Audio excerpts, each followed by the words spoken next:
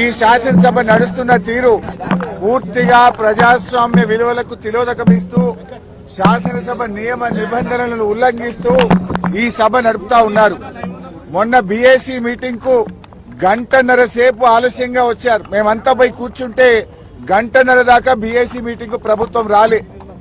BAC meeting లో తీసుకున్న నిర్ణయాలు వేరు, ఈ రోజు శాసనసభలో బీఏసీ నిర్ణయాలని చెప్పి పెట్టింది పూర్తిగా వేరుగా పెట్టారు.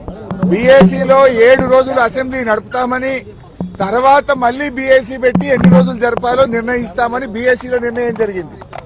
కానీ ఇలా బీఏసీ ఎజెండా ఏం చెప్పిన సభలో ఏం పెట్టారు, ఎన్ని రోజులు జరపాలన్నది స్పీకర్ గారి నిర్ణయానికి వదిలేసినాము అని. అంటే బీఏసీలో తీసుకున్న నిర్ణయాలను కూడా తప్పుదో పట్టిస్తూ సభను తప్పుదో పట్టించారు. ఇక సభ నడిపే తీరైతే పూర్తి అధ్వాన్నంగా ఉంది. ప్రధాన ప్రతిపక్షానికి మాట్లాడే అవకాశమే ఇవ్వడం లేదు.